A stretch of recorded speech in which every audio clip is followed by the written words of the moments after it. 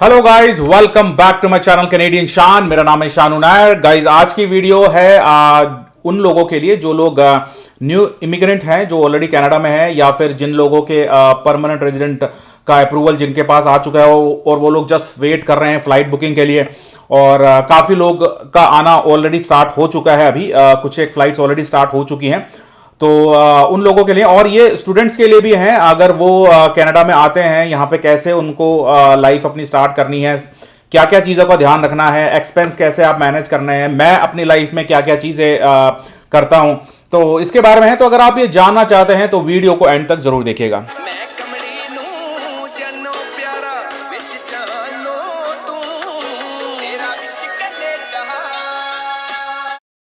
तो हम बात करेंगे जैसे ही आप एयरपोर्ट पे आ जाते हो, यहाँ पे टोरंटो एयरपोर्ट पे अगर जैसे कि आप फॉर एग्जांपल आ जाते हो, तो सबसे पहले आपको क्या करना है गाइस, आपको कलेक्ट करना है अपना सोशल इंश्योरेंस नंबर, सिन नंबर जिसे कहते हैं।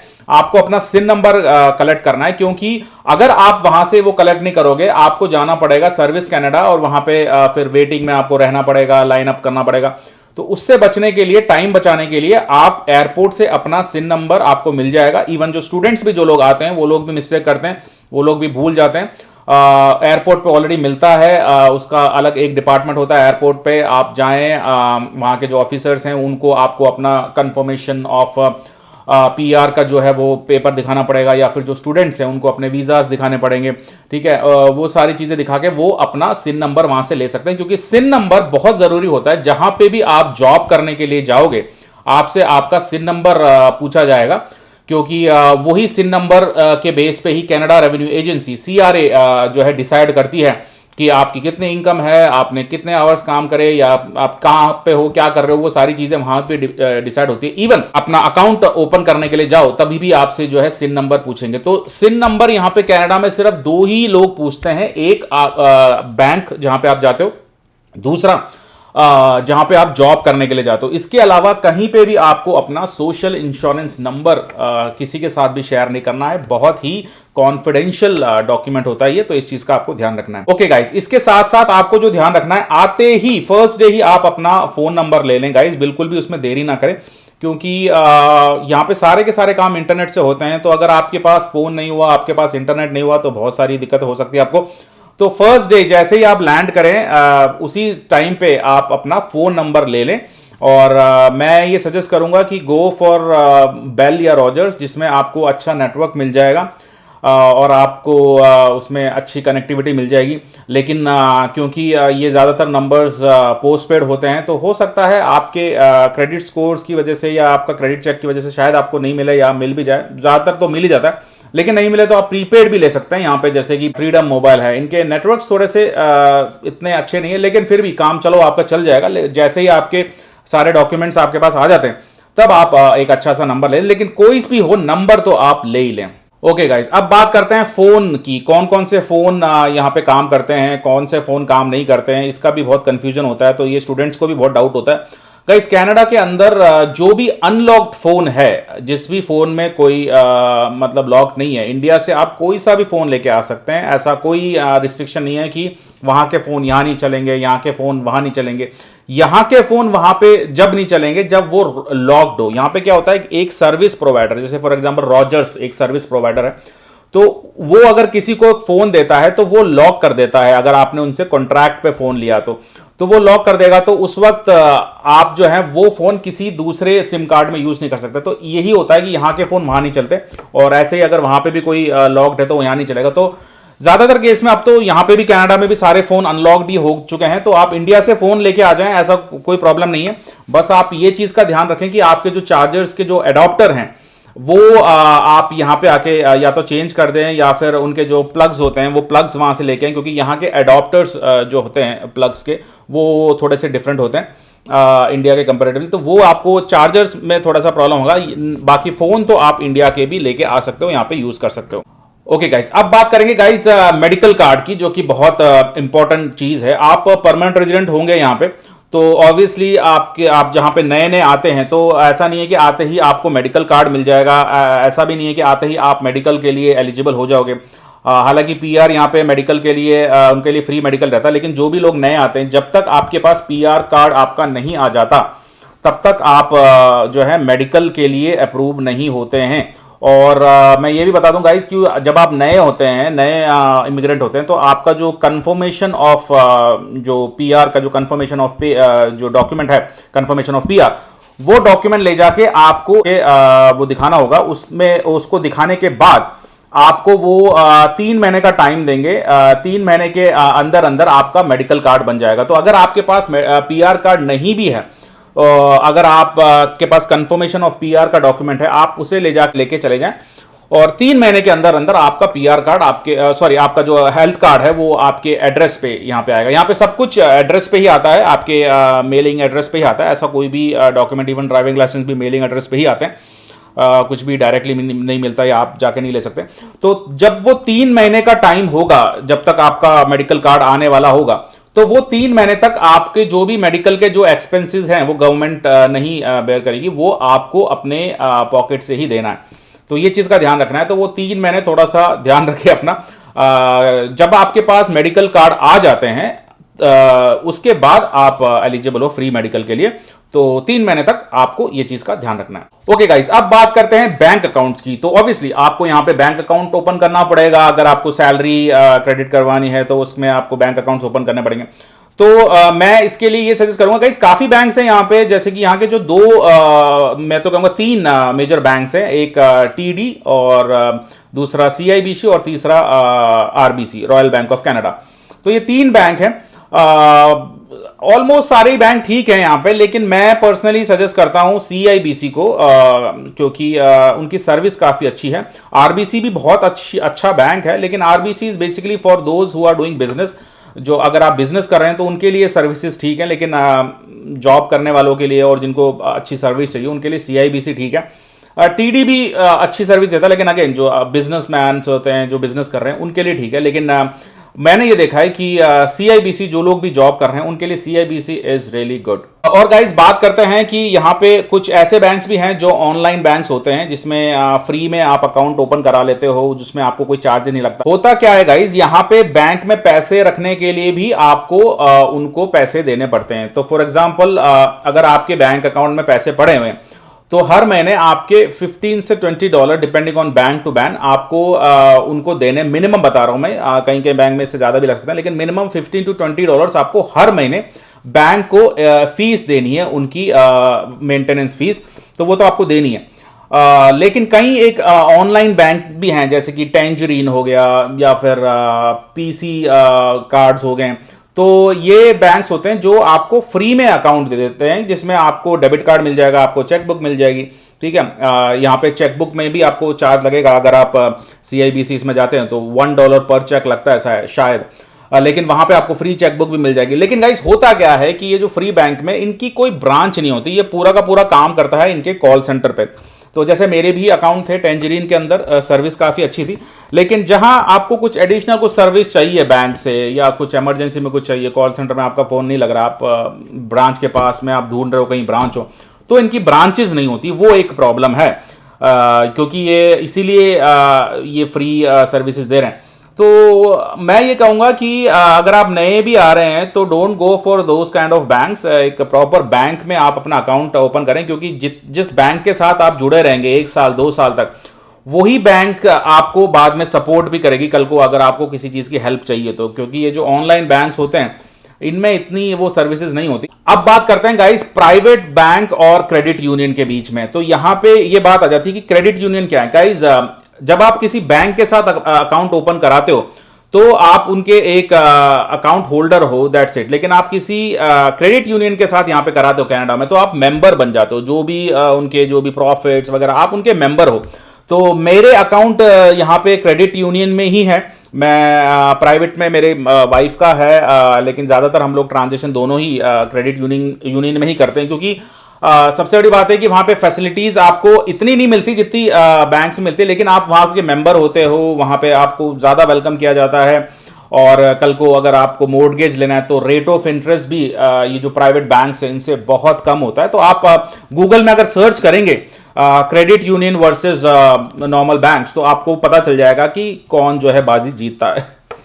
ओके गाइस, तो गाइस अब बात करेंगे जो सबसे ज्यादा गलती करते हैं यहाँ पे जो लोग कनाडा में नए आते हैं, इवन स्टूडेंट्स भी या फिर जो न्यू इमिग्रेंट्स भी, जो सबसे बड़ी जो गलती करते हैं वो करते हैं क्रेडिट कार्ड्स के ऊपर।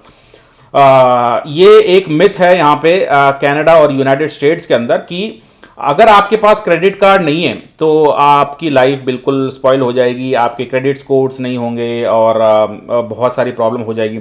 इसी प्रॉब्लम की वजह से क्रेडिट कार्ड का मार्केट यहाँ पे बहुत ज़्यादा बूम करता है यूनाइटेड स्टेट्स और स्पेशली कनाडा के अंदर। और जैसा कि मैंने अपनी वीडियोस में ही बताया था कि मैं कोल्स डिपार्टमेंट स्टोर्स के क्रेडिट कार्ड के डिपार्टमेंट में यहाँ पे जो कनाडा में जो ऑफिस है Coles department store United States में, उनका जो क्रेडिट डिपार्टमेंट है वो यहाँ पे टोरंटो में। तो मैंने कुछ टाइम वहाँ पे काम किया था और मैं वहाँ पे उन लोगों से डील करता था जिन जिन लोगों के पेमेंट्स नहीं आते हैं, ठीक है, जो लोग काफ़ी टाइम से जो है पेमेंट नहीं दे रहे हैं। तो मैंने उसी टाइम मैंने ये सोच लिया था कि यूनाइटेड स्टेट्स में अगर मैं आपको बात करूं, यूनाइटेड स्टेट्स और कनाडा की बात करूं, तो यूनाइटेड स्टेट्स में कम से कम 10 से 15 क्रेडिट कार्ड्स होते हैं वहां पे हर किसी के पास। और कनाडा में भी यही है, आज कनाडा में भी कम से कम 6 से 7 क्रेडिट कार्ड हर किसी के पास होते हैं। और वो एक तरीके से एक अलार्म होता है आपका बैंकरप्सी को फाइल करने के लिए, क्योंकि क्या होता है गाइस, इतने सारे क्रेडिट कार्ड होते हैं और आप यूज़ करते करते कंफ्यूज हो जाते हो, ठीक है। बजाय ज़्यादा हो या बजाय कम हो, आपको क्रेडिट कार्ड के इस झमेले में नहीं पड़ना कनाडा में आने के बाद, क्योंकि यही प्रॉब्लम हो जाती है सभी लोगों को कि वो मैनेज नहीं कर पाते अपने फंड्स का। आई वुड से कि एक क्रेडिट कार्ड रखें और उसकी जो लिमिट है $1000 से ज़्यादा उसकी लिमिट नहीं होनी चाहिए। अगर फैमिली में हस्बैंड वाइफ हैं तो max to max 2 credit card रखें, वाइफ के पास एक हो अगर उनको इमरजेंसी चाहिए हो तो, या फिर आपके पास एक हो। अगर आप नए आते हो तो थोड़ा सा आप यहाँ पे चीज़ें समझ जाते हैं 6-7 महीने के बाद। मैं ये कहूँगा कि दोनों के दोनों क्रेडिट कार्ड बंद करो, क्योंकि क्रेडिट कार्ड की वजह से ही सबसे ज़्यादा प्रॉब्लम आती है, सबसे ज़्यादा आपके क्रेडिट स्कोर जो हैं डाउन जाते हैं।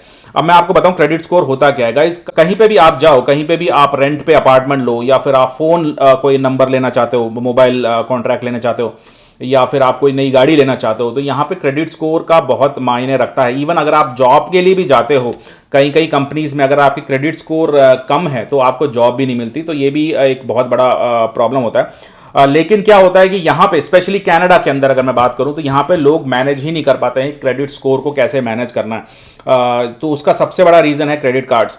तो क्रेडिट कार्ड में क्या होता है गाइज, अगर लेट से अगर आपकी $1000 लिमिट है और अगर आप 500, 600, 700 अगर आप यूज़ कर रहे हो तो भी आपके क्रेडिट स्कोर डाउन चले जाएंगे अगर आप टाइम पे भी बिल भर देते हो तो। उसका रीज़न ये है कि यहाँ पे जो एक्वाफैक्स और 2 कंपनी है, एक्वाफैक्स और ट्रांस यूनियन, ये कंपनी चेक करती है आपके क्रेडिट स्कोर। तो ये लोग जब क्रेडिट स्कोर चेक करते हैं तो ये लोग देखते हैं कि आपकी इतनी लिमिट थी, आपने इतना ज़्यादा यूज़ किया, ठीक है, बजाय आपने अगर टाइम पे पेमेंट कर दिया तो आपने इतना ज़्यादा क्यों यूज़ किया, इसके अलावा भी आपके कोई लोन है।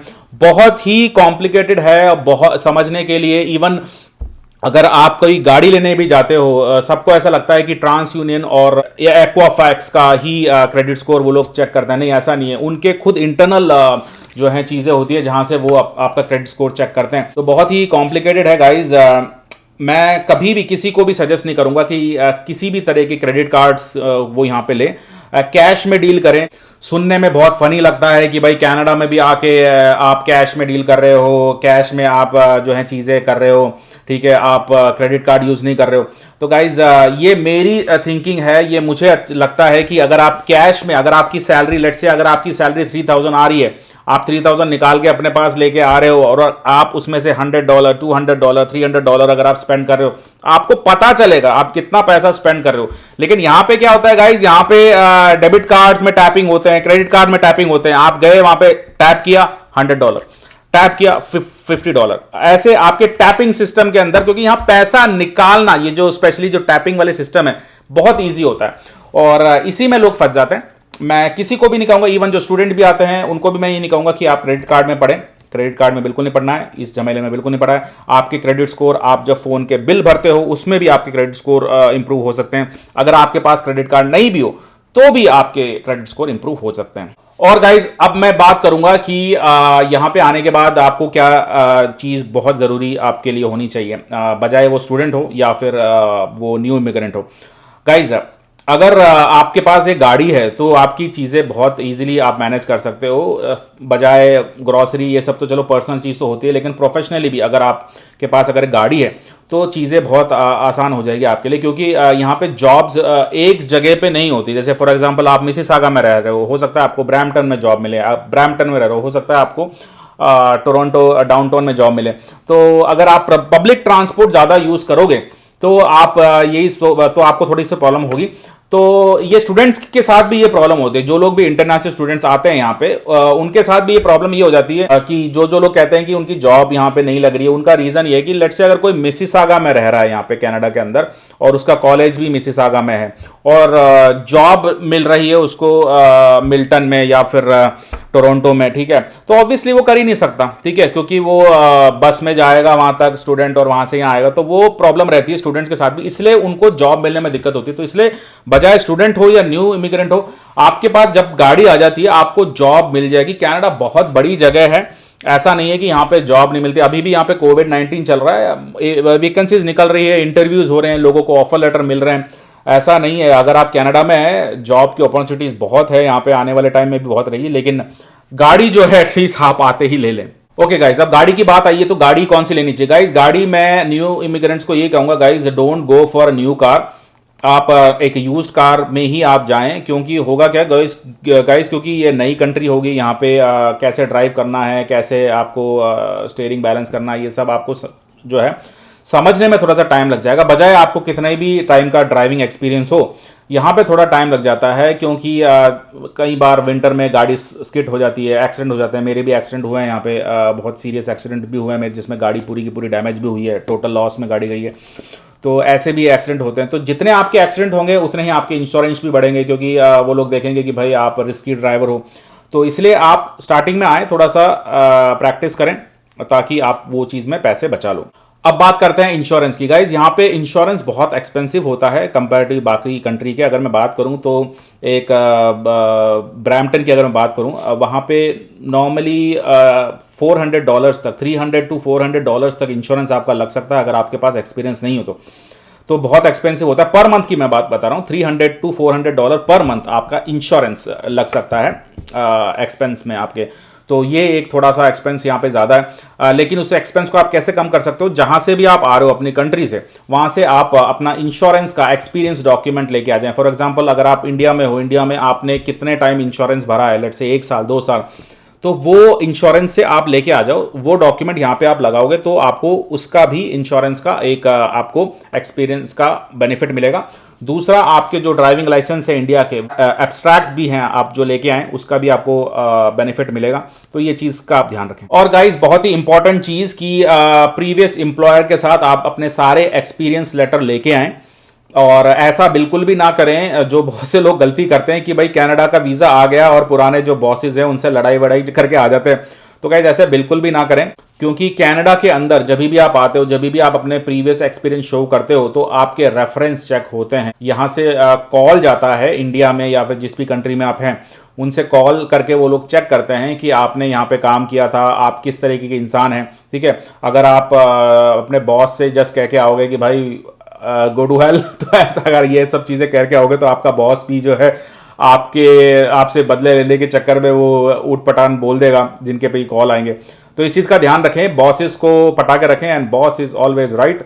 तो बजाय आकर आपके पास PR आ भी गया हो तो भी आप उनको कॉन्फिडेंस में ले, ताकि आपके अगर रेफरेंस चेक होते हैं फ्यूचर में तो आप इन प्रॉब्लम में नहीं फंसो। और गाइज, यहाँ पे बहुत से लोग इस चीज़ में पीछे हट जाते हैं कि यहाँ पे अपना नेटवर्क बिल्ड नहीं कर पाते, वो अच्छे कॉन्टैक्ट्स बिल्ड नहीं कर पाते। बहुत मुश्किल होता है, मैं भी जानता हूँ, कनाडा जैसी जगह पे अच्छे कॉन्टैक्ट्स बनाना, क्योंकि किसी के पास भी टाइम नहीं होता, कोई किसी से बात करना पसंद नहीं करता यहाँ पे, मुझे ऐसा लगता है। इसलिए यहाँ पे कॉन्टैक्ट्स बनाने में थोड़ा सा आपको टाइम लग जाएगा, लेकिन मैं ये कहूँगा कि यहाँ पे सारे के सारे काम आपके कॉन्टैक्ट से ही होते हैं।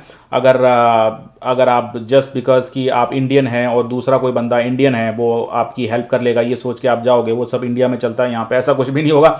यहाँ पे अगर वो इंसान अगर आपको जानता है तो ही आपकी वो हेल्प करेगा। तो इसलिए आप यहाँ पे आते ही अच्छे कॉन्टैक्ट्स बिल्टअप कर लें। और गाइज, जिन जिन लोगों की कम्युनिकेशन स्किल्स अच्छी नहीं है, इंग्लिश में उनका अच्छा होल्ड नहीं है, उन लोगों को मैं ये कहूँगा गाइज, यहाँ पे आने के बाद आपको अपनी इंग्लिश इंप्रूव करनी होगी। बजाय अगर आपके पास बहुत सारे एक्सपीरियंस है, उसका कोई मैटर नहीं करता, बहुत सारी एजुकेशन है, उसका भी कोई मैटर नहीं करता। कम्युनिकेशन का बहुत बहुत यहाँ पे फ़र्क पड़ता है, ठीक है। आप इंटरनेशनल स्टूडेंट हो या आप न्यू इमिग्रेंट हो, अगर आपको इंग्लिश में अच्छा कम्युनिकेट नहीं कर रहे, आप चीज़ें समझ नहीं पा रहे या आप चीज़ें बोल नहीं पा रहे, तो आपको जॉब मिलने में थोड़ी सी प्रॉब्लम होगी, आप वही सर्वाइवल जॉब ही कर पाओगे। तो इंग्लिश यहाँ पे अगर आपकी अच्छी नहीं है तो आप कम्युनिकेट करें इंग्लिश में। हस्बैंड वाइफ में अगर एक जने की इंग्लिश अच्छी नहीं है तो हस्बैंड वाइफ की हेल्प करें या वाइफ हस्बैंड की हेल्प करें, लेकिन इंग्लिश में आपका होल्ड अच्छा होना बहुत ज़रूरी है। ओके गाइज, और गाइज एक और बात मैं कहना चाहूँगा कि आते ही आप यहाँ पे अपना फैमिली डॉक्टर यहाँ पे ढूंढ लें, क्योंकि फैमिली डॉक्टर होना यहाँ पे बहुत ज़रूरी है। यहाँ पे मेडिकल तो फ्री रहता है जब भी आप किसी भी हॉस्पिटल में जाओगे, लेकिन अगर आपका फैमिली डॉक्टर नहीं है तो आपकी जो फैमिली की जो हिस्ट्री है, आपके बच्चे या आपके हस्बैंड वाइफ के हैं, तो उनकी हिस्ट्री को ट्रैक करना बहुत मुश्किल हो जाता है। यहाँ पे सारे हॉस्पिटल्स यही कहते हैं कि आपका फैमिली डॉक्टर हो, तो आते ही आप पहले महीने के अंदर ही आप अपना फैमिली डॉक्टर तो आप ढूंढ ही लें। और गाइज अगर आप नए हैं और अगर आप यहाँ पे सेटल होने में आपको टाइम लग रहा है, आप कभी भी किसी एक जगह से इतना ज़्यादा लगाव ना रखें, क्योंकि मैंने ज़्यादातर देखा है यहाँ पे जितने भी इंडियंस आते हैं सबके सब ब्रैम्पटन, मिसिसागा यहीं पे ही रहना पसंद करते हैं और वहाँ से बाहर निकलना नहीं चाहते। गाइज मैं ये कहूँगा कि हम लोग सब अपना देश छोड़ के यहाँ पर आए हैं और इस देश को हमने अपनाया है, तो उसका रीज़न सिर्फ यही है कि हम लोग अपने लाइफ में कुछ आगे बढ़ना चाहते हैं, पैसा कमाना, डॉलर कमाना चाहते हैं। तो उसके लिए आपको कभी भी किसी एक जगह से आपको प्यार लगाव नहीं होना चाहिए कि भाई ब्रैम्पटन में है तो भाई ब्रैम्पटन में ही रहना है। अगर आपको अच्छी अपॉर्चुनिटी मिल रही है, ब्रैम्पटन से बाहर अच्छी अपॉर्चुनिटी मिल रही है मिसिसागा में, और आपको लगता है कि वहाँ शिफ्ट होना चाहिए, वहाँ शिफ्ट हो जाए। या फिर अगर आपको लगता है मिल्टन में आपको अपॉर्चुनिटी मिल रही है और आपको ट्रैवलिंग में टाइम लग रहा है, वहाँ शिफ्ट हो जाए। किसी भी एक जगह से आप इतना प्यार ना करें, वरना आप कनाडा में कभी भी ग्रो नहीं कर पाएंगे। और गाइस लास्ट मैं ये कहना चाहूँगा कि यहाँ पे आप आएँ तो यहाँ पे घूमें फिरें, नई नई जगहों को एक्सपीरियंस करें, क्योंकि नई जगह होगी आपके लिए, आपको भी पता होना चाहिए कौन सी जगह पे क्या चल रहा है, कैसे कैसे चीज़ें होती है। तो यहाँ पे आके थोड़ा सा घूमें फैमिली के साथ, ये नहीं कि आते ही जॉब में लग गए और बस पैसे कमाने की उसमें, नहीं, बिल्कुल नहीं। आप थोड़ा सा टाइम दें फैमिली के साथ, घूमें फिरें, आपको अच्छा लगेगा और साथ में आपको बहुत सारी चीजें सीखने को भी मिलेगी। ओके गाइस, तो ये थी मेरी एक डिटेल वीडियो न्यू इमिग्रेंट्स और जो स्टूडेंट्स आ रहे हैं उन लोगों के लिए। तो ये तो मेरा एक्सपीरियंस था। अगर आपको ये वीडियो अच्छी लगी तो इसको लाइक करें, दोस्तों के साथ शेयर करें, चैनल को सब्सक्राइब नहीं किया तो सब्सक्राइब करें। तो गाइस मिलते हैं नेक्स्ट टाइम एक और वीडियो के साथ। Take care, thank you, have a nice day.